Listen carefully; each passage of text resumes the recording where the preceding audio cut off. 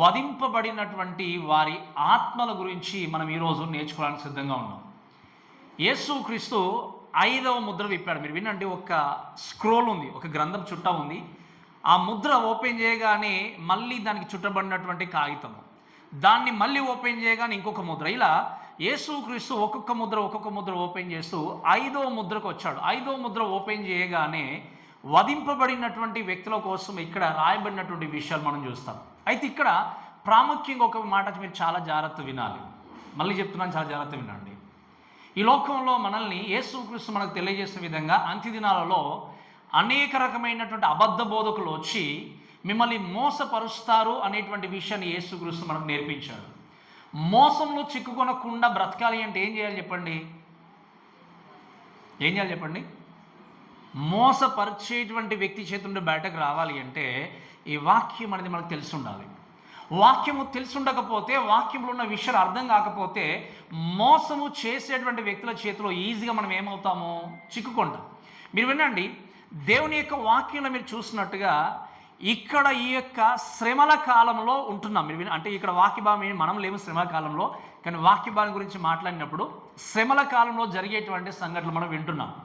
ఈ శ్రమల కాలంలో జరిగేటువంటి సంఘటనల గురించి చూసినప్పుడు ఇక్కడ 9వ వచనం నుండి 11వ వచనం వరకు God is the God of vengeance అంటాం. అంటే దేవుడు ప్రతీకారము చేసే దేవుడు, ప్రతీకారము తీర్చే దేవుడు. అక్కడ ఉన్నటువంటి వధింపబడినటువంటి ఆత్మలు అక్కడ ఉండి, ప్రభువా మీరు ఎంతవరకు ప్రతీకారం చేయకుండా ఉంటారు అని చెప్పేసి అక్కడ కూర్చుండి, అక్కడ ఉండి బలిపీఠం కింద ఉండి అరుస్తూ లేకపోతే విన్నవించుకున్నట్టుగా దేవుని యొక్క వాక్యం చూస్తాం. మీరు చాలా జాగ్రత్త వినండి. ఈరోజు ఎంతోమంది దేవుని సేవకులు అని చెప్పుకునేవారే కావచ్చు, వాక్యాన్ని చేత పట్టుకునేవారే కావచ్చు, అన్యుల్లాగా ప్రవర్తించి ప్రతీకారము తీర్చుకోవాలని చెప్పేటువంటి దొంగ అబద్ధ ప్రవక్త లోకంలో ఎక్కువైపోయారు. మీరు చాలా జాగ్రత్త వినండి. బైబిల్లో దేవుడు ఎక్కడ కూడా మనము ప్రతీకారం చేయమని చెప్పలేదు. చెప్పండి. ఒకసారి కొన్ని మాటలు చదివిన దయచేసి చూద్దాము. మీరు ఇంతకుముందు మనం చదివినటువంటి వాక్య భాగాన్ని బట్టి 94వ కీర్తన మొదటి వచనం చదవండి దయచేసి. 94వ కీర్తన మొదటి వచనం. 94వ కీర్తన మొదటి వచనం. యెహోవా ప్రతీకారము చేసేటువంటి దేవుడు ఆయన. ఎవరు చెప్పండి? దేవుడు ప్రతీకారం చేసేవాడు. ఈ లోకంలో ఒకవేళ క్రైస్తవులుగా మనం ఉన్నప్పుడు మనల్ని హింసించేవారు ఉంటారు, బాధ పెట్టేవారు ఉంటారు, దూషించేవారు ఉంటారు. దూషించినప్పుడు, బాధ పెట్టినప్పుడు ఈవెన్ చంపేటువంటి వ్యక్తులు కూడా ఉంటారు. ఉన్నప్పుడు మనం చేయాల్సిన విషయం ఏంటి అంటే, ఈ లోకంలో ఈ కాలంలో మనం చూస్తాం కొంతమంది వాళ్ళు చేసినందుకు మనం కూడా చేయాలి కదా. మీరు వినండి, మనకు ఒకవేళ అన్యాయం జరిగినప్పుడు వెళ్ళి మనం ప్రశ్నించవచ్చు, అడగచ్చు, కానీ అన్ని జనులలాగా మనం ప్రవర్తించడానికి వీలు లేదు. అటువంటి మాటలు దేవుడు మనకు నేర్పించలేదు. నేను చెప్పినాడు మీకు అర్థమైంది కదా. ఈ లోకంలో ఎంతోమంది వాళ్ళు ఒక్కరిని చంపారు కదా, మనం ఇద్దరిని చంపకుండా ఊరుకుంటామా, లేకపోతే మేము రౌడీలం కాలేమనుకుంటూ రెచ్చగొట్టుకుంటూ రోడ్ల మీద ధర్నాలు చేసుకుంటూ వెళ్ళే వ్యక్తులు ఉంటారు. అటువంటిది మనకు తగింది కాదు. ఎందుకంటే దేవుడు చెప్పాడు, ప్రతీకారము చేసే వ్యక్తిని నేను. మనకు తెలుసు, గ్రామ్స్టైన్ చంపేశారు. తన భార్య ఏం చేసింది చెప్పండి? నేను క్షమించేసానని చెప్పింది. మనకు తెలుసు. మళ్ళీ రీసెంట్గా మన ప్రవీణ్ పాడాల్ గారి యొక్క వైఫ్ ఏమని చెప్పింది చెప్పండి? నేను వారిని ఏం చేశాను? క్షమించేశాను. అమెరికాలో మన చార్లీ గారు చనిపోయారు. తన వైఫ్ ఏం చెప్పింది చెప్పండి? తన భార్య, నేను ఆయన్ను క్షమించేశాను. ఎందుకు వాళ్ళు చెప్పాల్సి వచ్చింది మాట? యేసుక్రీస్తు కల్వరిలో సిలువ వేయబడ్డప్పుడు, తండ్రి వీరేం చేసినా వీరికి తెలియదు కనుక వీరిని మరి ప్రతీకారం చేయడానికి నీవెవరవి? క్రైస్తవుడికి ప్రతీకారం అనేది తగింది కాదు. ఈరోజు వారు ఒక్కటి అంటే మనం ఇంకోటి అనాలి అని చెప్పేసి పరిగెత్తుకొని వెళ్ళేవారు ఉంటారు. దేవుని యొక్క వాక్యం మీరు గమనించండి. యేసుక్రీస్తు కూడా కొన్ని సందర్భాల్లో వాక్యం చెప్పడానికి వెళ్ళినప్పుడు రాళ్లతో కొట్టడానికి వచ్చారంటే ఏం చేశాడు చెప్పండి? యేసుక్రీస్తు ఏం చేశాడు? ఆయన తలుచుకుంటే ఎంతసేపు వారిని తీసేయడానికి, కానీ ఏం చేశాడు? అక్కడ ఉండకుండా పారిపోయాడు. ఎందుకు? వాదన దేవుడికి నచ్చేది కాదు, విభేదాలు దేవుడికి. ఈరోజు ఎంతోమంది మనకేం తక్కువ ఉంది అని చెప్పేసి ప్రభుత్వంతోనో ప్రజలతోనో పోరాటం చేసే విధంగా సేవకులు రెచ్చగొట్టాలు ఉంటారు. దయచేసి ఇటువంటి మాయలు చిక్కుకొనకండి. ఎందుకంటే దేవుడు మనకు చెప్పలేదు ప్రతీకారము చేసే దేవుడు ఆయన. అందుకే ఏమన్నాడు చెప్పండి? ఒకవేళ నీకు శత్రువు ఉంటే ఏం చేయమన్నాడు చెప్పండి? మన సమయంలో తీయడానికి కానీ మీరు తర్వాత చదువుకోండి సామెతల 25వ అధ్యాయంలో. ఒకవేళ శత్రువు ఒక వ్యక్తి అనుకుంటే ఏం చేయాలి? ఆ వ్యక్తిని ఇంటికి పిలిచి భోజనం పెట్టాలి. అప్పుడు ఏముంది వాక్యంలో? ఆ వ్యక్తి మీద నువ్వేం చేసినట్టు? నిప్పులు పోసినట్టు.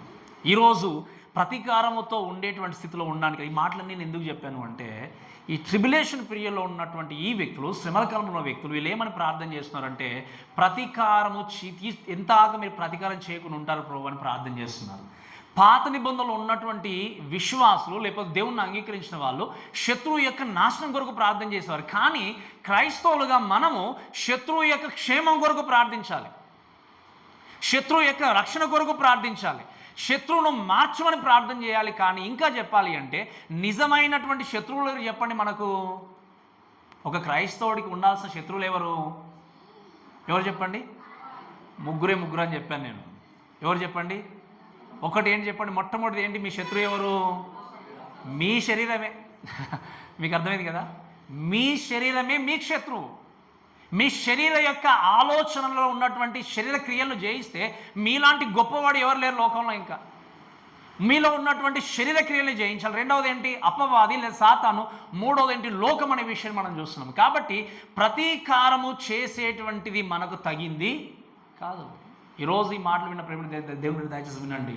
ఈ మాటలను బట్టి మనం ముందుకు వెళ్దాం. చూడండి, ట్రిబులేషన్ పీరియడ్ గురించి మాట్లాడినప్పుడు, శ్రమల కాలం కోసం చూసినప్పుడు ఏంటి అంటే, మొట్టమొదటి శ్రమల కాలం గురించి మాట్లాడినప్పుడు 3.5 సంవత్సరాలు అని చెప్పాను. మనము లాస్ట్ వీక్ అంతా కూడా మొదటి 3.5 కాలం గురించి నేర్చుకోలేదు. లాస్ట్ వీక్ అంతా కూడా ఎటువంటి భయంకరమైన పరిస్థితులు ఉండబోతున్నాయి మీరు విన్నారు. కానీ రెండవ 3.5 సంవత్సరాలు ఉండబోయే కాలము మహాశ్రమల కాలము. దాని నుండి తప్పించే నాదుడు ఎవరు కూడా లేరు. అందుకే మీరు గమనిస్తే, ఒక గర్భంతో ఉన్నటువంటి స్త్రీ ప్రసవ వేదన పడుతున్నట్టుగా ఈ 4 ముద్రలు విప్పేంత వరకు ప్రసవ వేదనతో ముందుకెళ్లారు. వాక్యంలో మీరు గమనిస్తే ఒకసారి ఒక మాట చదవండి దయచేసి. 21వ అధ్యాయం చదవండి. మత్తయి సువార్త 24వ అధ్యాయము 21వ అధ్యాయం 21వ వచనం. ఇప్పటి వరకు అటువంటి శ్రమ అంటే ఏంటి? ఈ 3.5 సంవత్సరాల తర్వాత ఉండబోయే రెండవ 3.5 సంవత్సరాల గురించి మాట్లాడితే, యుగాంతం అంటే యుగారంభము నుండి ఇప్పటి వరకు అటువంటి శ్రమ కలగలేదు. కాబట్టి మీరు 24వ అధ్యాయం మొత్తం చదువుకోండి అని అంటాడు. ఒకవేళ మీరు ఇంట్లో ఉంటే కొండలకు పారిపోమంటాడు. ఇంకేంటి, గృహంలో ఉంటే, ఇంకా మీరు పొలంలో ఉంటే పని వదిలేసి పారిపోండి అని చెప్తాడు. ఎందుకు అంటే, అటువంటి శ్రమ లోకంలో ఇప్పటి వరకు కలగలేదు, ఇక ముందు కూడా కలగబోదు. కాబట్టి ఆ భయంకరమైన శ్రమ నుండి బయటకు రావాలి అంటే, వినండి చాలా జాగ్రత్తగా. ఆయన చెప్పిన మాట ఏంటి అంటే, శ్రమల కాలంలోనికి వెళ్లకుండా ఉండాల్సిన వ్యక్తి ఎవరు అంటే, క్రీస్తును సొంత రక్షకునిగా బిలీవ్ చేసిన వ్యక్తి, అంగీకరించిన వ్యక్తి. సో ఈ విషయాలన్నీ కూడా చూస్తే, 5వ ముద్ర 3.5 సంవత్సరాల కాలంలో ఓపెన్ చేయబడి, ఇంకా రెండవ 3.5 సంవత్సరాలకు కూడా ఏం చెబుతుంది చెప్పండి, అది ప్రొలాంగ్ అవుతూ ఉంది. ఆ యొక్క ముద్ర గురించి మాట్లాడినప్పుడు చూడండి, ఒక 3 విషయాలు వీరి గురించి నేను ప్రత్యేక జ్ఞాపకం చేస్తాను. ఈ ముద్ర కోసం మాట్లాడినప్పుడు చదవడం దయచేసి 9వ వచనం చూస్తే, ఆయన 5వ ముద్రను విప్పినప్పుడు దేవుని వాక్యం నిమిత్తమును తామిచ్చిన సాక్ష్యం నిమిత్తమును వధింపబడిన వారి ఆత్మలను బలిపీఠం క్రింద చూచితిని. మీరు వినండి, యేసుక్రీస్తు మధ్యాకాశానికి రాగానే నిజమైనటువంటి సంఘం ఏమవుతుంది? ఎత్తబడుతుంది. లాస్ట్ వీక్ చెప్పాను నేను మీకు, సంఘములో ఉన్న, చర్చిలో ఉన్న అందరూ కూడా ఎత్తబడరు. మీకు అర్థమైంది కదా? సంఘంలో ఉన్న అందరూ కూడా పరలోకానికి ఎత్తబడరు. సంఘంలో ఉన్నాము అంటే సేఫ్ అనుకోవడానికి వీల్లేదు. ఎందుకు? నీ హృదయంలో క్రీస్తు లేకపోతే నువ్వు ఇక్కడ ఏం చేయబడతావు చెప్పండి? విడిచిపెట్టబడతావు. కాబట్టి మధ్య ఆకాశంలోనికి క్రీస్తు వచ్చినప్పుడు నిజమైన సంఘం ఏమవుతుంది చెప్పండి? ఎత్తబడుతుంది. ఎత్తబడిన వెంటనే ఎవరు వస్తారు లోకంలోనికి? ఇంకా ఎవరు వస్తారు చెప్పండి?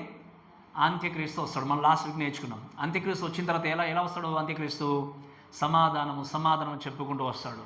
వచ్చిన తర్వాత అందరు నమ్మేస్తారు. ఎందుకు? యూదులు ఎవరి కోసం ఎదురు చూస్తున్నారు?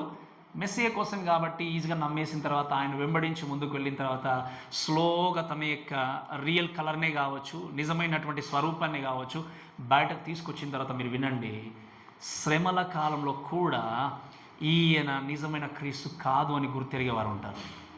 గుర్తెరిగిన తర్వాత వాళ్ళకు ఉండేటువంటి నెక్స్ట్ స్టెప్ ఏంటో తెలుసా? చంపేయడం మాత్రమే. వేరే ఇంకా ఆప్షన్ లేదు. ఒకవేళ ఎవరైనా శ్రమ కాలంలో యేసుక్రీస్తుని అంగీకరిస్తే వారిని చంపేయడమే. అటువంటి చంపబడినటువంటి వ్యక్తులు ఎంతోమంది ఉంటారు. అయితే ఇక్కడ కూడా ట్రిబులేషన్ పీరియడ్లో చూస్తే ఇక్కడ ఉన్న వాళ్ళ గురించి మాట్లాడితే వీళ్ళు వధింపబడి పరలోకంలో ఉన్నారు. ఎక్కడున్నారు చెప్పండి? వీళ్ళు వధింపబడి పరలోకంలో ఉన్నారు. పరలోకంలో ఉండి అక్కడ వాళ్ళు ఏం చేస్తారంటే విన్నవించుకుంటున్నారు. సో వీళ్ళ గురించి క్లియర్గా మీకు నేర్పిస్తుంది, ముందుకు వెళ్తాను. మొట్టమొదటిగా ఏంటి అంటే మీరు వినండి, ఒక 3 విషయాలు చెప్తాను. Their renounce and their request and their reward. ఈ 3 విషయాలు మీరు గుర్తుపెట్టుకోండి. ఈ వధింపబడినటువంటి ఆత్మల గురించి మొట్టమొదటిగా చూస్తే దేర్ రినౌన్స్ అంటే ఏంటి? వాళ్ళు విడిచిపెట్టేశారు, వదిలేశారు, ఫర్సెక్ చేశారు. అంటే ఈ విషయం చూసినప్పుడు 9వ వచనంలో చూస్తే వాళ్ళు తామిచ్చిన సాక్ష్యం నిమిత్తము వధింపబడినటువంటి వారి ఆత్మలను బలిపీఠము క్రింద చూచితిని అంటున్నాడు ఆయన. ఏమన్నాడు చెప్పండి? అక్కడ వాళ్ళు ఏం చేశారు అంటే వారు ఏమి వదిలేశారు, ఏమి విడిచిపెట్టారని ఆలోచన చేసినప్పుడు మీరు వినండి, వారి ప్రాణాలను సహితం వాళ్ళు ఏం చేస్తారంటే త్యాగం చేశారు. ఏం చేస్తారు చెప్పండి? ప్రాణాలని త్యాగం చేశారు. దేని కొరకు అంటే మనం కింద తర్వాత వర్షంలో చూస్తాము. వాళ్ళు ప్రాణాలను సైతం త్యాగం చేసినప్పుడు మీరు చూస్తే వాళ్ళు చేసింది ఏంటి అంటే అంత్యక్రీస్తును తిరస్కరించారు. అంత్యక్రీస్తు యొక్క సిస్టాన్ని, అంత్యక్రీస్తు యొక్క రూల్స్ అండ్ రెగ్యులేషన్స్ని అన్నిటిని ప్రక్కన పెట్టారు. ఇంకా చెప్పాలి అంటే అంత్యక్రీస్తు వచ్చినప్పుడు వాడు చెప్పినట్టు వినకపోతే నెక్స్ట్ స్టెప్ ఏంటంటే చంపేయడమే. ముద్ర వేసుకోమంటే ముద్ర వేసుకోవాలి, లేకపోతే మీకు మనం చూస్తాం కదా రేషన్ అంటే రేషన్ ఇవ్వము, లేకపోతే మీకు ఫెసిలిటీస్ ఏమి ఉండవు. ఇవన్నీ చెప్పినప్పుడు అయినా పర్లేదు మేము దేవుని కొరకు సాక్షిగా నిలబడతాం అనుకున్న అటువంటి వారు ఏమవుతారు చెప్పండి? వధింపబడతారు. ఆ రోజు 1,44,000 మంది యూదులు ఆ రోజు వాక్యాన్ని ప్రకటిస్తూ వెళ్తారు శ్రమకాలంలో. అయితే యేసుక్రీస్తు నిజమైన దేవుడిని గుర్తిరిగిన వారు వధింపబడడానికి సిద్ధపడి ముందుకెళ్ళే వ్యక్తులు ఉంటారు. కానీ ఒకవేళ అంత్యక్రీస్తుకు లోనే వెళ్ళే వ్యక్తులకు పోలి సుఖం ఉంటుందా అనుకుంటే వారికి ఉండబోయే శ్రమ అనేది మామూలు శ్రమ కదా. ఎందుకు అంటే ఉగ్రత చూపించేది అంత్యక్రీస్తు కాదు, దేవుడు. ఎవరు చెప్పండి? ఉగ్రత చూపించేది ఎవరు? దేవుడు. అందుకే వాక్యం చూస్తాం కదా, కుమారుని యందు విశ్వాసం ఉంచువాడు నిత్య జీవం గలవాడు, కుమారుని యందు విశ్వాసం ఉంచనివాడు దేవుని ఉగ్రతకు పాత్రుడవుతాడు. ఈ లోకంలో మనుషుని యొక్క కోపం నుండి తప్పించుకోవచ్చు, మనుషుని యొక్క ద్వేషం నుండి తప్పించుకోవచ్చు, కానీ దేవుని యొక్క ఉగ్రత నుండి తప్పించుకుంటారు ఏ మానవుడైనా? దేవుని యొక్క కోపం నుండి తప్పించుకుంటారు? ఎవరు కూడా తప్పించుకున్నారు. అందుకే దేవుడు ఏమన్నాడు? నేను దహించేటువంటి అగ్ని అన్నాడు ఆయన. నేను ప్రతీకారం తీర్చుకునే దేవుడు, పగ తీర్చుకుంటా నా పని అన్నాడు దేవుడు. కాబట్టి ఈరోజు నీ జీవితంలో నేను ఎంత వేధించినా, అన్యాయంగా మాట్లాడినా, అక్రమంగా నీ జీవితాన్ని నాశనం చేసినా, ఒక క్రైస్తవుడుగా విశ్వాసంగా నీ జీవితాన్ని దేవుని సలో నిలబెట్టుకుని ప్రభువా పగ తీర్చే దేవుడు మీరు గనక నా జీవితాన్ని విశ్వాసంతో నిలబెట్టుకుంటాను ప్రభువా మీరు ముందుకెళ్ళండి. నీ జీవితం పక్షం నిలబడి యుద్ధం జరిగించే దేవుడు ఆయన. Battle belongs to Jesus. యుద్ధం అనేది యెహోవాది, యుద్ధం అనేది యేసుక్రీస్తుది. ఈరోజు ఈ మాటలు వింటూ మనం నేర్చుకోవాల్సింది ఏంటి అంటే ఇక్కడ వాళ్ళు ఏంటి అంటే బలిపీఠము క్రింద ఉన్నారన్నట్టుగా యోహాను చూశాడు. ఈ బలిపీఠం అన్నప్పుడు ఈ లోకంలో ఓల్డ్ టెస్ట్మెంట్లో ఉన్నటువంటి బలిపీఠం లాంటిది కాదు, కానీ ధూపవేదిక అంటాం మనం. అంటే ప్రార్థనలన్నీ కూడా, యాచనలన్నీ కూడా సమర్పించేటువంటి ధూపవేదిక. అటువంటి ధూపవేదిక దగ్గర ఉన్నట్టుగా మనం చూస్తాం. అంటే జస్టిస్ అనేటువంటిది అక్కడ జరిగినట్టుగా మనం చూస్తాం. అయితే వీళ్ళు ఇక్కడ ఉన్నటువంటి వధింపబడినటువంటి ఆత్మలు ఎందుకొరకు వాళ్ళు వధింపబడ్డారో తెలుసా? ఎందుకొరకు వాళ్ళు ప్రాణత్యాగం చేశారు అంటే చదువు చూడండి దయచేసి. వాళ్ళు 5వ ముద్ర విప్పినప్పుడు ఆయన దేవుని వాక్యము నిమిత్తం ఎందుకోసం వధింపబడ్డారు చెప్పండి? మీకు అర్థమైంది చెప్పిన మాట? ఎందుకోసం వధింపబడ్డారు? మీరు అనుకోవచ్చు మేము నిజంగా సేఫ్ ఉన్నామని అనుకున్నా కూడా, శ్రమల కాలంలో కూడా అంత్యక్రీస్తు కష్టపెడతాడని తెలిసినా కూడా వాక్యం నిమిత్తం వాళ్ళు వధింపబడ్డారంటే అర్థం ఏంటి అంటే ఆ దేవుని గొప్పతనం ఏంటో వారికి అర్థమైంది. కాబట్టి ఈరోజు విన్నట్టు ప్రేమ దేవుని బిడ్డలారా, దేవుని యొక్క వాక్యం చూస్తే వీళ్ళు శ్రమల కాలంలో ఉన్నప్పుడు, లేకపోతే సత్యమైన వాక్యం కోసం వధింపబడిన వ్యక్తులుగా ఉన్నప్పుడు మీరు ఆలోచన చేయాల్సింది ఏంటి అంటే ఈ బిలీవర్స్, లేకపోతే ఈ వధింపబడిన ఈ ఆత్మలు వాళ్ళు ఏం చేస్తారంటే they are willing to follow the truth. పాత నిబంధనలో తెలియజేయబడిన మాట ఏంటి అంటే యేసుక్రీస్తు లోకానికి రాబోతున్నాడు, ఆయన ఖచ్చితంగా మళ్ళీ రాబోతాడు లోకానికి అని చెప్పి, శ్రమల కాలం ఉంటుంది, 1000 ఏళ్ల పరిపాలన ఉంటుంది, ఇవన్నీ తెలియజేయబడినప్పుడు వీటన్నిటి మీద అవగాహన కలిగి మేము వాక్యాన్ని పాటిస్తాము అనుకున్న వారిని ఏం చేశాడు? అంత్యక్రీస్తు చంపేశాడు. మాకు వాక్యము వద్దు అంటే బ్రతకనిచ్చాడు. ఈరోజు కూడా మీరు సత్యమైన వాక్యం కొరకు జీవిస్తే కష్టంతో కూడుకున్న పని తెలుసా మీకు? సత్యం అందుకే చెప్తాను, మంచిగా బ్రతకడం కష్టమా? ఇప్పుడు లోకంలో చెడగా బ్రతకడం కష్టమా? చెప్పండి గట్టిగా. సత్యం కొరకు నిలబడడం కష్టమా, అసత్యం కొరకు నిలబడడం కష్టమా? అందుకని ఇప్పుడు నాకెందుకు పాస్ గారి కష్టాలు, ఉన్న రోజుల్లో హ్యాపీగా ఉంటాను, అక్కడ ఇక్కడ అన్నిట్లలో ఉండి సైలెంట్గా వెళ్ళిపోతాను అనుకుంటే గుర్తుపెట్టుకోండి, ఒకరోజు దేవుని న్యాయ సింహాసనం దగ్గర అందరూ కూడా ఏం చేయాలి? నిలబడాలి. సత్యం కొరకు జీవించడము కష్టమని తెలిసినప్పుడు వీళ్ళు ఏం చేశారు? తమ ప్రాణాలను ఇచ్చేశారు. వాక్యం కొరకు తమ ప్రాణాలను అర్పించి వాక్యాన్ని వెంబడించిన వ్యక్తులు ఉన్నారు. కాబట్టి మీరు దయచేసి గమనించండి, దేవుని యొక్క వాక్యాన్ని చూస్తే ఎప్పుడైతే వాక్యాన్ని వాళ్ళు వెంబడించారో అంత్యక్రీస్తు ఇంకా చంపడం ప్రారంభించాడు. తర్వాత ఇంకో విషయం చూద్దాం, చూడండి. వాళ్ళ వాక్యం నిమిత్తం కాదు, తామిచ్చిన సాక్ష్యము నిమిత్తం. అంటే ఏంటి చెప్పండి? తామిచ్చిన సాక్ష్యం నిమిత్తం అంటే ఇంకొక మాట ఏంటి అంటే, ఈ సాక్ష్యం అనే విషయం చూస్తే ఏంటి అంటే, యేసుక్రీస్తు గురించి వాళ్ళు ఏం చేశారు? సాక్ష్యం చెప్పారు. మేము నమ్ముకున్నటువంటి దేవుడు నిజమైన దేవుడు, ఆయన మాత్రమే పరలోకం తీసుకెళ్లే దేవుడు, ఆయన మాత్రమే మమ్మల్ని రక్షించే దేవుడు అని వాళ్ళు సాక్ష్యము చెప్పినప్పుడు ఏం చేశారు? జనులు ఇంకా వారిని చంపేశారు. చావడానికైనా సిద్ధపడ్డారు. ఒక మాట చాలా జాగ్రత్తగా గుర్తుపెట్టుకోండి, నిజమైన విశ్వాసము చావడానికైనా సిద్ధపడుతుంది, కానీ దేవుని మాత్రం ధిక్కరించదు. మళ్ళీ చెప్తున్నానండి, నిజమైన విశ్వాసము క్రీస్తు కొరకు చావడానికైనా సిద్ధపడుతుంది, కానీ యేసుక్రీస్తును ధిక్కరించదు. ధిక్కరించే జీవితము నిజమైన విశ్వాసాన్ని కలిగి ఉండేది కాదు. ఈరోజు ఈ మాటలను బట్టి మనం జ్ఞాపకం చేసుకోవాల్సింది ఏంటి అంటే, నీ విశ్వాస జీవితం ఎలా ఉంది? అందుకే నేను చాలాసార్లు అంటాను, మనం సేఫ్ ఉన్నాం, సెక్యూర్ ఉన్నాం అనుకోవచ్చు, బట్ ఎప్పుడు ఏ విధంగా లోకంలోనికి ఏం జరుగుతుందో తెలియదు. ఎప్పుడు నువ్వు లోకాన్ని ముగించుకుంటావో తెలియదు. ఎప్పుడు లోకంలో శ్రమలు జరుగుతాయో తెలియదు. ఎప్పుడు లోకంలో ఏది సంభవిస్తుందో తెలియదు. కానీ ఎన్ని శోధనలు వచ్చినా, ఎన్ని శ్రమలు వచ్చినా దేవుని కొరకు సాక్షిగా జీవించడం మాత్రమే కాదు, బ్రతకడానికైనా సిద్ధపడే వ్యక్తే నిజమైన విశ్వాసం. వీళ్ళు ఏం చేశారు చెప్పండి? దేవుడి కొరకు సాక్షులుగా తమ జీవితాన్ని ఏం చేశారు? అర్పించినట్టుగా చూస్తాం. కాబట్టి వాళ్ళు ఏం చేయారు? వధింపబడి వెళ్ళినట్టుగా చూస్తాం. ఈరోజు నీ సాక్ష్యం మీరు వినండి. నా సాక్ష్యం అని చెప్పి చాలాసార్లు సాక్ష్యం చెప్పుకుంటాం, మీరు వింటారు కదా చాలా మటుకు. అందుకే మీరు వినండి, నా సాక్ష్యము నీ సాక్ష్యం అంటే మన సాక్ష్యానికి ఆధారభూతుడు యేసుక్రీస్తు. ఆయన లేకుండా నీకు సాక్ష్యం లేదు, ఆయన లేకుండా నాకు సాక్ష్యం లేదు. అందుకే మొన్న మనం ఎప్పుడు గురువారం విన్న వాక్యం ఏంటి చెప్పండి? ఒక వాక్యం విన్నాం, ఆయన లేకుండా మనకు గుర్తింపు లేదు. ఐడెంటిటీ అనేది ఏంటి అంటే, ఆయన లేకపోతే మనకు గుర్తింపు అనేది లేదు. ఆయన ఉన్నాడు కాబట్టి గుర్తింపు, ఆయన ఉన్నాడు కాబట్టి సాక్ష్యము. నా సాక్ష్యాన్ని నేను కాపాడుకోవాలంటే నా సాక్ష్యానికి ఆధారభూతుడు ఎవరు? యేసుక్రీస్తు. ఈరోజు సాక్ష్యం అంటే ఏదో ఒక మేలు చేస్తే సాక్ష్యం అనుకుంటూ వెళ్ళిపోతున్నాం, కానీ మేలు చేసిన వ్యక్తిని మనం గణపరిచినప్పుడు అదే నిజమైన సాక్ష్యం. మేలు చేసినటువంటి వ్యక్తిని మనం హెచ్చించినప్పుడు అదే నిజమైన సాక్ష్యం. నా గురించి నేను మాట్లాడుకోవడం కాదు, మీ గురించి మీరు మాట్లాడడం కాదు, మనల్ని క్రియేట్ చేసిన దేవుణ్ణి మనం హెచ్చించినప్పుడే అది నిజమైన సాక్ష్యం. కాబట్టి ఈ విషయాలు గుర్తుపెట్టుకుంటూ దయచేసి మనం ముందుకు వెళ్దాం. అయితే ఈ విషయం బట్టి చూస్తే ప్రపంచంలో ఎంతోమంది, మీరు అనుకోవచ్చు మాకెందుకు పాస్టర్ గారు ఇవన్నీ చేయడము, ఉన్నామా తిన్నామా సుఖంగా ఉన్నామో కొద్ది కాలం అనుకోవచ్చు. మీరు వినండి, నేను చాలాసార్లు చెప్పాను, ఈ విధంగా మనం కూర్చున్నాము అంటే దీని వెనకాల ఎంతోమంది తమ జీవితాన్ని సాక్రిఫై చేశారు, తమ బ్రతుకుల్ని సాక్రిఫై చేశారు. హిస్టారికల్గా ఆలోచన చేసినప్పుడు ఎంపరర్ నీరో అనేటువంటి చక్రవర్తి యేసుక్రీస్తును అంగీకరించినటువంటి వ్యక్తుల్ని ఏం చేసేవాడంటే, మీరు చాలా జాగ్రత్తగా వినండి, పోల్స్ ఉంటాయి కదా, లైక్ ఏంటంటే ఇప్పుడు మన కరెంటు స్తంభాలు ఉన్నప్పుడు ఆ కరెంటు స్తంభాలు లాంటి దానికి ఆ పోల్కి ఆ యొక్క క్రియేషన్స్ని కట్టేసి వాళ్ళని మైనంలో ముంచేవాడట. దేంట్లో చెప్పండి అమ్మా? మైనంలో ముంచి ఆ మైనానికి నిప్పు పెట్టి, అన్ని నిప్పు పెట్టినప్పుడు ఆ యొక్క నిప్పులు ఆ యొక్క పోలుకు కట్టేశాడు. కాబట్టి నిప్పు పెట్టినప్పుడు ఏమవుతుంది? ఈ వెలుగు ప్రకాశించినప్పుడు ఆ వెలుగుల మధ్యలో పార్టీ చేసుకునేవాడట. ఎవరు చెప్పండి? ఈ నీరో చక్రవర్తి. అంటే తనకు ఈ పోలుగా ఉన్నటువంటి లైటింగ్ అంతా ఎవరు అంటే, ఆయన హతసాక్షులుగా మార్చేసినటువంటి వారిని ఏం చేశాడు? క్రిస్టియన్స్ని ఆయన దహించి వేస్తూ వారి యొక్క వెలుగులో పార్టీ చేసుకునేవాడట. ఈ విధంగా చెప్పుకుంటూ పోతే ఇంకా చూడండి, దాదాపుగా ఎవ్రీ ఇయర్, ఈచ్ ఇయర్ అట ప్రపంచమంతలో దాదాపుగా 1,50,000 మంది క్రైస్తవులు హతసాక్షులు అవుతున్నారట. ఎంతమంది చెప్పండి? ప్రపంచం అంతా కూడా ఒక సంవత్సరానికి ఎంతమంది చెప్పండి?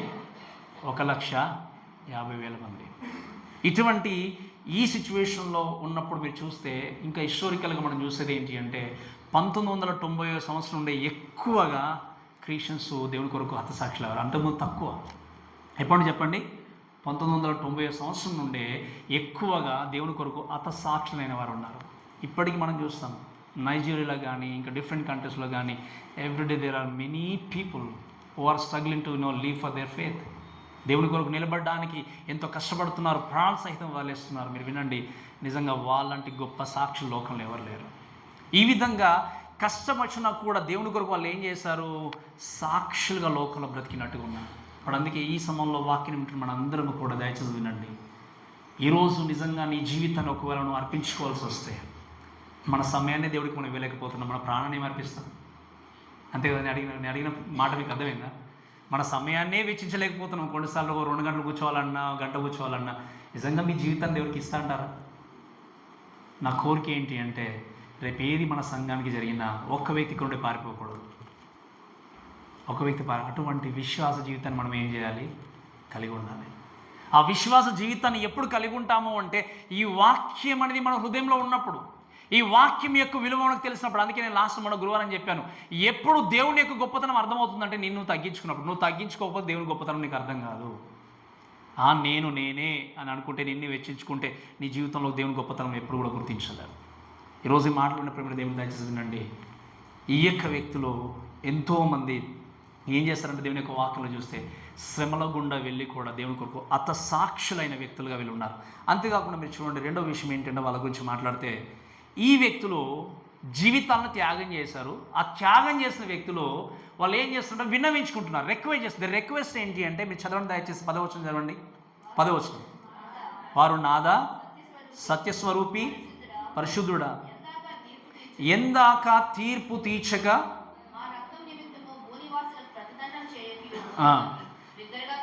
వినండి. ఇక్కడ దేవుని యొక్క వాక్యంలో చూస్తే వాళ్ళు చేసిన ప్రార్థన ఏంటి అంటే, ప్రభా, లోకంలో ఎంతో అన్యాయం పెరిగిపోతుంది, ఎంతో అక్రమం పెరిగిపోతుంది, ఎంతవరకు మీరు వారిని చూసి ఇంకా అలానే ఊరుకుంటారు? వారికి తీర్పు తీర్చొచ్చు కదా ప్రభా అని చెప్పి వాళ్ళు ఏం చేస్తున్నారు చెప్పండి? ప్రార్థన చేస్తున్నారు. మీరు వినండి, వీళ్ళు పర్సనల్ గ్రడ్జ్ కలిగి ఉండి ప్రార్థన చేయట్లేదు. వాళ్ళ యొక్క గోల్ ఏంటి అంటే, వాళ్ళ యొక్క లక్ష్యం ఏంటి అంటే, ఎప్పుడు అన్యాయానికి అంతం వస్తుంది, ఎప్పుడు లోకంలో అవినీతికి అంతం వస్తుంది ప్రభువా అని చెప్పి దేవుని దగ్గర వాళ్ళు ఏం చేస్తున్నారు?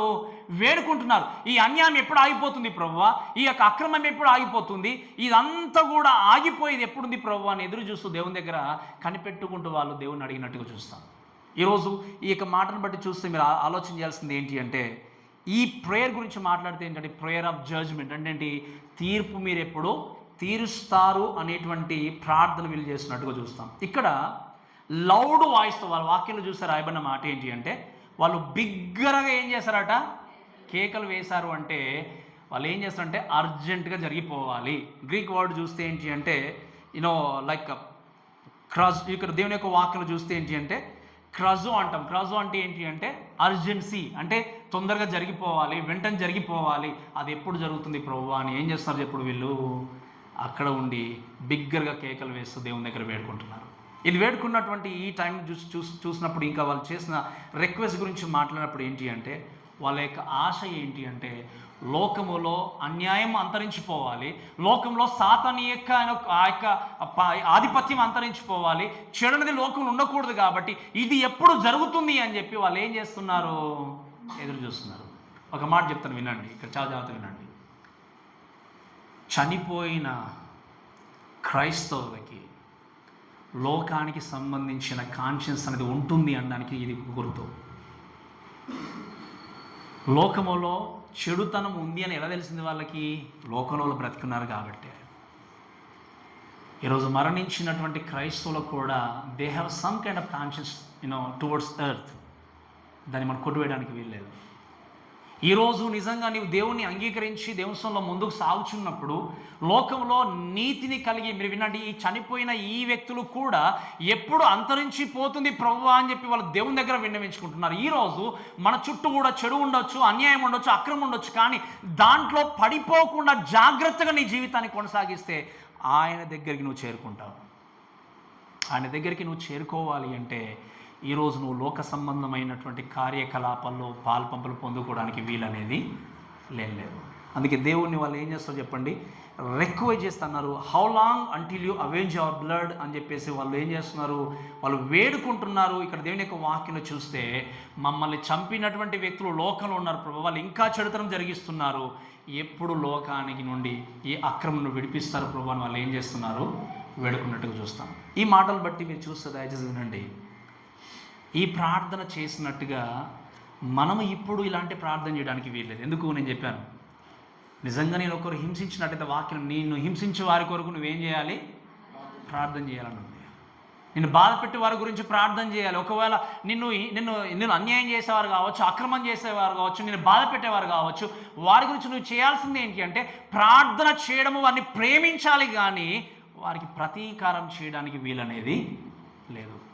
అందుకే ఈరోజు నేను అడుగుతున్న ప్రశ్న ఏంటి అంటే, కేవలము ఆదివారం సంఘంలో కూర్చున్న వ్యక్తిగా క్రైస్తవుడిగా కాదు, బయట నువ్వు జీవితాన్ని కొనసాగిస్తున్నప్పుడు ఎలా ఉంది నీ జీవితం, ఎలా నీ జీవితాన్ని కొనసాగిస్తున్నావు, ఎందుకు నువ్వు ఎప్పుడు క్షమించగలవు, ఎప్పుడు ప్రేమించగలవు, ఎప్పుడు నిజంగా ప్రార్థన చేయగలవు అంటే, మీరు వినండి, ఒక శత్రువు అయిన వ్యక్తి కొరకు ప్రార్థన చేయాలి అంటే మీరు వినండి, ఆ శత్రువుగా భావించినప్పుడే ప్రార్థన చేయగలవు. లేకపోతే శత్రువు అనుకుని ప్రార్థన చేయాలంటే చేయడం కుదురుతుందా? నేను చెప్పిన మాట అర్థమవుతుందమ్మా మీకు? శత్రువు అనుకున్నారంటే ప్రార్థన చేయడం కుదురుతుంది ఆ వ్యక్తి కొరకు? ఆ వ్యక్తి క్షేమం కొరకు ప్రార్థన చేయలేరు. ఎప్పుడు ప్రార్థన చేయగలరు? ఆ వ్యక్తి నాకు శత్రువు కాదు, లోకంలో ఎంత అన్యాయం జరిగించినా, అక్రమం జరిగించినా దేవుడు ప్రతీకారం చేస్తాడన్న విషయం గుర్తుపెట్టుకొని అనుకున్నప్పుడే నువ్వు వ్యక్తి కొరకు ఏం చేయగలవు, ప్రార్థన చేయగలవు. ఎప్పుడు నీకు అర్థమవుతుంది అంటే ఈ వాక్యం యొక్క విలువ తెలిసినప్పుడు. ఈరోజు ఎంతోమంది క్రైస్తవులు నచ్చిన వాక్యాన్ని మాత్రమే తీసుకునే వ్యక్తులు ఉంటారు, నచ్చినటువంటి వాక్యాన్ని ప్రక్కన పెట్టే వ్యక్తులు ఉంటారు. ఒక విషయం చెప్తాను, వినండి, చాలా జాగ్రత్తగా వినండి. ఒకసారి ఒక పాస్టర్ గారు వాక్యం చెప్తున్నారట. ఒక పాస్టర్ గారు చక్కగా వాక్యాన్ని బోధిస్తూ ముందుకు వెళ్తున్నప్పుడు ఆయన చేసినటువంటి విషయం ఏంటంటే, ప్రసంగం చేస్తూ ఉన్నప్పుడు ఒక ఇద్దరు స్త్రీలు కూర్చున్నారట పక్కనే కూర్చుండి చాలా జాగ్రత్తగా వాక్యం వింటున్నారు. విన్నప్పుడు ఈ పాస్టర్ గారు చెప్పారు, సిన్ ఆఫ్ లై అంటే అబద్ధం అనేటువంటిది మనకు తగదు అన్నప్పుడు ఆ ఇద్దరు స్త్రీలు ఆమెను పాస్టర్ గారు చాలా బాగా చెప్తున్నారు, ఆమెను అన్నారట. మోసం చేయడం కూడా మనకు తగదు అంటే ఆమెను పాస్టర్ గారు అని చెప్పి ఇంకా గట్టిగా అరుస్తున్నారట. ఇంకో మాట చెప్పాడు, దొంగతనం చేయడం కూడా మనకు తగింది కాదు అన్నప్పుడు చాలా చప్పట్లు కొడుతూ ఆమె పాస్టర్ గారు చాలా వాక్యం చాలా చక్కగా ఉందన్నారట. వెంటనే ఇంకో మాట అన్నాడు ఆయన, ఏంటి అంటే పుకార్లు చేయడం కూడా మనకు తగింది కాదు అన్నాడట. వెంటనే సైలెంట్ అయిపోయారట ఇద్దరు. సైలెంట్ అయిపోయి ఒకరు చూసుకొని, ఇప్పటివరకు బాగా చెప్పారు కదా పాస్టర్ గారు, ఏంటి ఇప్పుడే సడన్గా మరి ఇలా మార్చేశాడు ఏంటి? సమస్య ఎక్కడుంది? పాస్టర్ గారిలో ఉందా, ఆర్చేవారిలో ఉందా? దొంగతనం నేను చేయట్లేదు, నాకు సంబంధించింది కాదు. అబద్ధం నాకు సంబంధించింది కాదు. మోసం నాకు పుకార్ అనేసరికి ఏమైంది, అది నేను చేసిన ఒకటి నన్ను పట్టుకుంది. వాక్యంలో మాట, మీ పాపము మిమ్మల్ని పట్టుకోరు, జాగ్రత్త, దేవుని తప్పించుకోలేరు మీరు. వాక్యంలో ఒక మాట ఉంది, లేని వార్తను పుట్టింపకూడదు వాక్యంలో. ఈరోజు లేని వార్తను పుట్టించి సంఘాన్ని కావచ్చు, మనుషుల్ని కావచ్చు గలిబిలి చేస్తున్నారేమో. జాగ్రత్త వినండి, మీరు మనుషులు కనబడకుండా చేయొచ్చు కానీ దేవుని మాత్రం తప్పించుకోలేరు.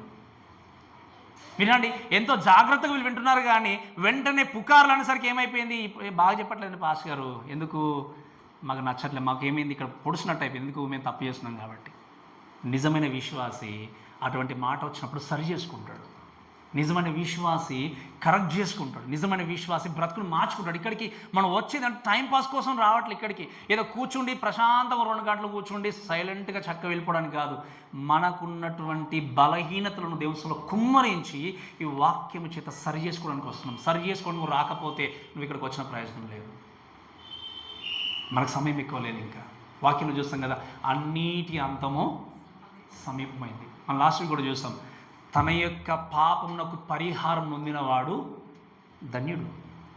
ఈరోజు మన పాపాన్ని బట్టి పరిహారం చెందిన వ్యక్తి ఆయన కంటే గొప్పదనం లోకంలో ఎవరు లేరు. ఈరోజు నువ్వు ఒకవేళ మానవ రీతిగా పాపంలో ఉన్నావేమో, అబద్ధంలో ఉన్నావేమో, మోసంలో ఉన్నావేమో, లేదా అక్కడిక్కడ అన్ని కూడా ఇచ్చక మాటలు చెప్తూ నువ్వు నిజంగా పుకార్లు పుట్టించే స్థితిలో ఉన్నావో, దయచేసి మీరు గుర్తుపెట్టుకోండి, ఈరోజు దేవుడు మీకు సమయం ఇస్తున్నాడు.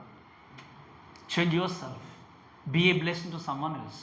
నీ జీవితం అనేది ఇంకొక వ్యక్తికి ఆశీర్వాదకరంగా ఉండాలి. నీ జీవితం ఇంకొక వ్యక్తిని ఆత్మీయంగా నడిపించేదిగా ఉండాలి. సంఘంలో నిలబెట్టేదిగా ఉండాలి, సమాజంలో నిలబెట్టేదిగా ఉండాలి, దేవుని కొరకు పాటు పడేదిగా ఉండాలి. కానీ సంఘంలో దూరం చేసే విధంగా కానీ సమాజంలో దూరం చేసే విధంగా ఎప్పుడు కూడా ఉండకూడదు. ఎందుకంటే ఈరోజు మనుషుల నుండి తప్పించుకోవచ్చు కానీ దేవుని నుండి మాత్రము తప్పించుకోలేరు. జాగ్రత్త. ఇక్కడ ఈ వ్యక్తులు కూడా అలానే అనుకున్నారు, పరలోకం వెళ్తా అనుకున్నారు. ఎక్కడికి వెళ్ళిపోయారు చెప్పండి? శ్రమల కాలంలో వెళ్ళేటువంటి స్థితిలో ఉన్నప్పుడు అప్పుడు దేవుడు గుర్తుకొచ్చినప్పుడు వాళ్ళు హతసాక్షులుగా మారిపోయారు. ఈ మాటలు ఉంటే ప్రేమ దేవుని దయచేసి గమనించండి. ఈరోజు నువ్వు దేవుని యొక్క వాక్యాన్ని వింటూ నెగ్లెక్ట్ చేస్తున్నావేమో, వాక్యాన్ని వినడంలో కానీ పాటించడంలో కానీ నెగ్లెక్ట్ చేస్తున్నాం. గుర్తుపెట్టుకోండి, ఆ దేవుని యొక్క కృప అనేది ఒకరోజు ఆగిపోతుంది.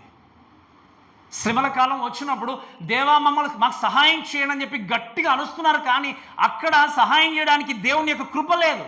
అక్కడ సహాయం చేయడానికి ఎవరు, ఒక ప్రీచర్ లేడు, ఒక వాక్యం చేత బలపరిచే వ్యక్తి లేడు. ఎందుకు అంటే అక్కడ దేవుడి యొక్క కృపకు ఎండ్ అయిపోయింది, దేవుని యొక్క తీర్పుకు మాత్రమే అవకాశం ఉంది. ఈరోజు నీకు కృపాకాలంలో ఉన్నటువంటి వ్యక్తులంగా మనకు దేవుడు కృపను అనుగ్రహిస్తున్నాడు, సహాయం చేస్తున్నాడు. కానీ దేవుడు కృప ఉందని చెప్పి నువ్వు మోసం చేసుకుంటూ నీ బ్రతుకును మార్చుకుంటూ నీ జీవితంలో ఒకవేళ దేవుని యొక్క వాక్యానికి సరైనటువంటి అవగాహన ఇవ్వకుండా, వినకుండా, నెగ్లిజెన్స్గా, నిర్లక్ష్యంగా బ్రతికినట్టయితే వినండి, ఒకరోజు కృప అనేది ఆగిపోతుంది, కృప అనేది అంతరించిపోతుంది. కృప ముగిసిపోయింది అంటే నెక్స్ట్ స్టెప్ ఏంటి అంటే తీర్పు మాత్రమే. తీర్పుకు కృపకు చాలా తేడా ఉంది. కృప అంటే నువ్వు నమ్మకంగా జీవించకపోయినా పాపంలో ఉన్న దేవుడు క్షమించుకుంటూ తీసుకెళ్ళాడు. కానీ కృప అనేది ముగిసిపోయిన తర్వాత క్షమించడం అనేది ఉండదు, ఇంకా డైరెక్ట్ తీర్పు మాత్రమే. ఈరోజు ఈ మాటలున్న ప్రేమ దేవుడు దయచేసి వినండి. నీ జీవితము ఎలా ఉంది ఒక్కసారి పరీక్షించుకుంటూ నిర్లక్ష్య ధోరణి కలిగి ఉండకుండా వాక్యానుసారంగా జీవితాన్ని కొనసాగించే వ్యక్తులుగా ఉండాలి. ఇక మూడవది చెప్పినంత త్వరగా ముందుకెళ్తాను చూడండి దయచేసి.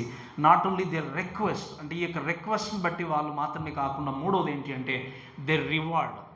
ఈ వ్యక్తులు అక్కడ ఉండి ప్రార్థన చేస్తూ ముందుకు వెళ్ళినప్పుడు మూడవ విషయం ఏంటంటే వాళ్ళు అలా జీవించినప్పుడు హతసాక్షులుగా అయినప్పుడు మరి వాళ్ళకు ప్రతిఫలం ఏం దొరికింది అన్నప్పుడు 11వ వచనం చదవండి దయచేసి. 11వ వచనం చదవండి.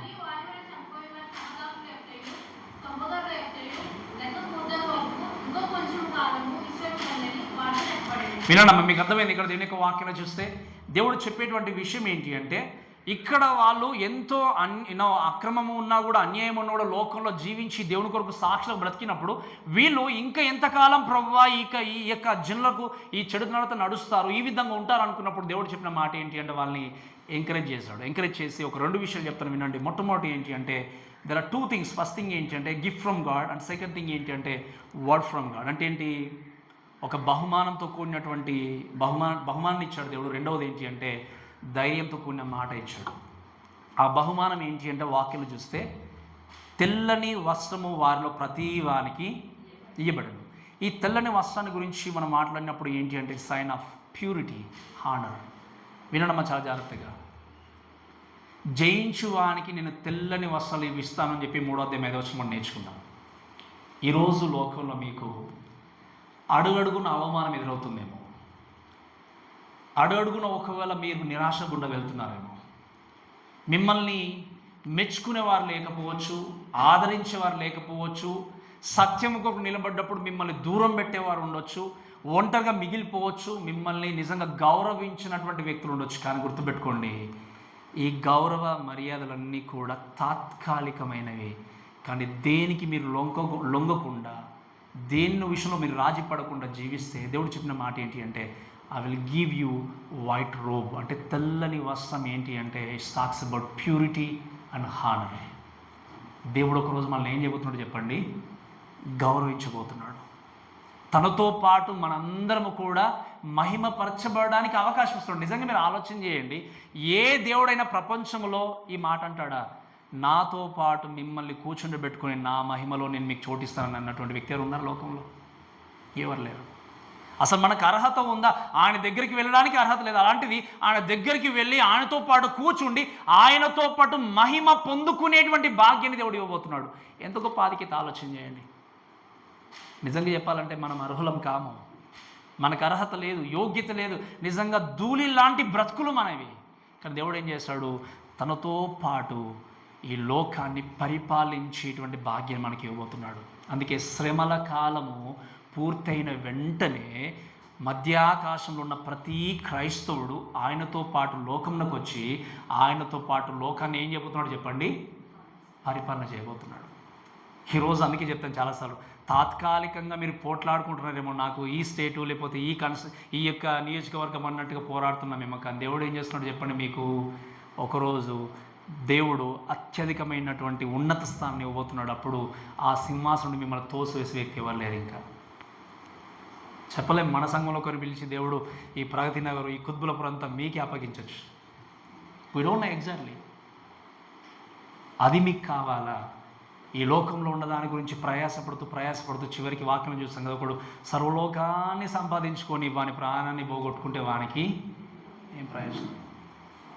ఈరోజు ప్రైమరీగా మొట్టమొదటిగా మీరు గుర్తుపెట్టుకోండి, నిజమైన విశ్వాసి మొట్టమొదటిగా దేవుణ్ణి ప్రేమించే వ్యక్తి ఉంటాడు, దేవుని కొరకు బ్రతికే వ్యక్తి ఉంటాడు, దేవుని మాటలు పాటించే వ్యక్తి ఉంటాడు. అందుకే వాక్యంలో చూస్తే ఏముంది అంటే, అక్కడ వాక్యంలో ఆయన ఏం చేస్తాడు? వారికి ఒక తెల్లని వస్త్రాన్ని ఇచ్చాడు. దేవుని చేత హానర్ చేయబడడం అంటే అది మాటలో మనం వర్ణించలేము. ఒక పరిశుద్ధుడైనటువంటి దేవుడు పాపాత్ముడైనటువంటి మానవుణ్ణి అభినందించడం అంటే ఎంత గొప్ప భాగ్యం చెప్పండి.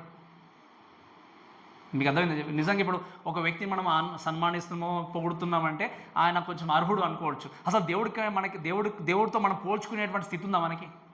అసలు మనం కంపేర్ చేసుకోవచ్చా? కంపేర్ చేసుకోలేము. ఆయనకి మనకు పోలిక అనేది లేదు. ఆయనతో మనం పోల్చుకునే స్థితిగతులు మనకు లేవు. కానీ ఏం చేశాడు దేవుడు? తన యొక్క ప్రియ కుమారుడుగా కుమార్తెను స్వీకరించి ఏమన్నాడు? మీరు ఆయన్ను అంగీకరిస్తే దేవుడు ఏమన్నాడు? నేను మిమ్మల్ని కుమారుడుగా అంగీకరించాను కానీ బానిస కాదన్నాడు దేవుడు. అందుకేమన్నాడు? ఆయన కుమారుడుగా స్వీకరించి తనతో పాటు ఎల్లకాలము ఉంచుకునేటువంటి భాగ్యాన్ని మనకి ఇవ్వబోతున్నాడు. ఈరోజు మాట్లాడిన ప్రేమ దేవుడు దయచేసి వినండి. ఈ లోకము తాత్కాలికమైనది, కానీ పరలోకంలో దేవునితో ఉండే భాగ్యం మాత్రము శాశ్వతమైంది. ఈ లోకంలో తాత్కాలికమైన లోకంలో పరిగెత్తు మీరు వినండి. పాస్టర్ గారు మాకు చాలా బిజీ స్కెడ్యూల్ అండి, ప్రొద్దున లేవాలి, పిల్లలు బడికి పంపించాలి, ఇది చేయాలి, స్కూల్, ఇవన్నీ అనుకుంటాం. లోకంలో మనం స్పెషల్ కైండ్ ఆఫ్ పీపుల్ ఏం కాదు, ప్రపంచంలో అందరూ ఉన్నారు మనతో పాటే. కానీ there are many Christians who work for the Lord, who willing to serve the Lord. ఎంతోమంది క్రైస్తవులు ఈ అంత బిజీ స్కెడ్యూల్లో కూడా దేవుడికి ఇచ్చే సమయాన్ని ఇస్తున్నారు. దేవుడికి ఇచ్చే అవకాశాన్ని ఇచ్చేసి, ప్రభువా నాకున్నది ఒక్కటే జీవితం కాబట్టి, అసలు దేవుడు లేకపోతే కుటుంబం ఎక్కడిది మనకి? అసలు ఈ కుటుంబాన్ని ఇచ్చింది ఎవరు?